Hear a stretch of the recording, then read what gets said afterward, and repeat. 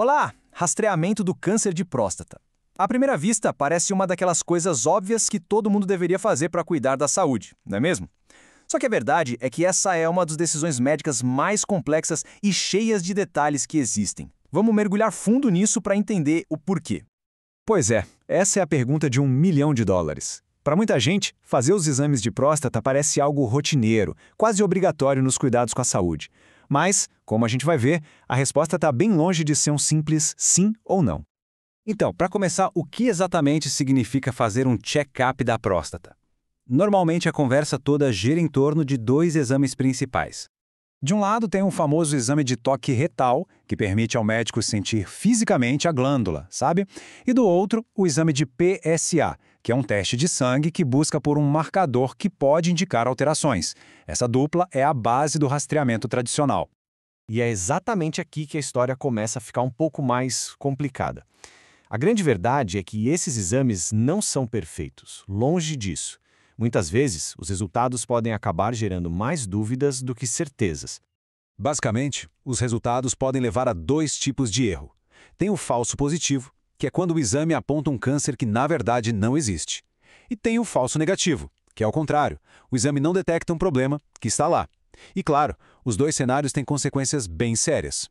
Pensa só num falso positivo. Ele pode começar uma verdadeira cascata de ansiedade e levar a uma série de procedimentos que nem seriam necessários, como uma biópsia, que é um exame bem mais invasivo e com seus próprios riscos. Tudo isso por causa de um alarme que, no fim das contas, era falso.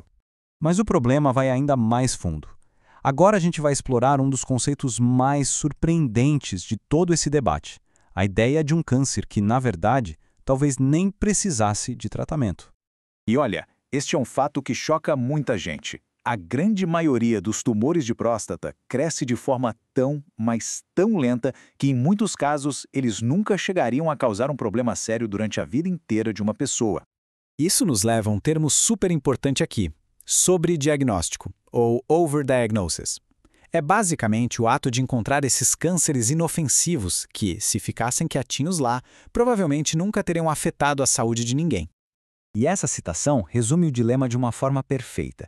Se um desses cânceres inofensivos é tratado, os efeitos colaterais desse tratamento podem acabar sendo muito mais prejudiciais do que a própria doença jamais seria. É um paradoxo, né? Bom, tudo isso nos coloca diante de uma balança bem delicada. De um lado, a gente tem os riscos do tratamento, e do outro, o possível benefício de encontrar um câncer perigoso mais cedo. E esse dilema é gigante. Os tratamentos podem levar à dor, incontinência, impotência. São condições que afetam profundamente a qualidade de vida. E tudo isso é colocado na balança contra a chance, que existe, de detectar um daqueles casos mais raros de câncer que são de fato agressivos e que precisam de atenção. Com toda essa incerteza na mesa, talvez a pergunta mais importante não seja devo fazer o exame, mas sim quando eu realmente preciso me preocupar e procurar um médico. E a resposta para isso está nos sintomas. Exatamente. Ao invés de ficar rastreando rotineiramente pessoas que não sentem nada, o foco se desloca para a vigilância, ou seja, ficar atento a sinais de que algo pode de fato estar errado. E aqui estão os sinais de alerta que realmente importam. Coisas como dificuldade para urinar, uma demora para começar ou terminar, sangue na urina, o jato mais fraco ou aquela necessidade de ir ao banheiro com muito mais frequência.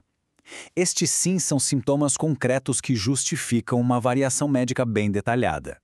No fim das contas, a mensagem aqui não é para ninguém evitar o médico, muito pelo contrário. A ideia é transformar o que era uma decisão quase automática numa conversa, uma conversa consciente e bem informada com um profissional de saúde. O caminho ideal, então, parece ter 3 passos bem claros. Primeiro, conhecer os riscos, entender o que é o sobrediagnóstico e quais são os efeitos colaterais do tratamento. Segundo, entender o benefício real, que é a chance de pegar um câncer agressivo no início. E terceiro, o mais importante de todos, levar todo esse conhecimento para uma conversa franca com a equipe de saúde e, juntos, tomar uma decisão que faça sentido para cada caso. E a gente termina com essa reflexão. A ideia de que detectar cedo é sempre melhor é muito poderosa na nossa cultura, né? Mas no caso do câncer de próstata, a ciência mostra que a resposta, bom, é bem mais complexa. No fim, a melhor decisão é sempre a decisão bem informada. Obrigado por acompanhar a gente nessa análise.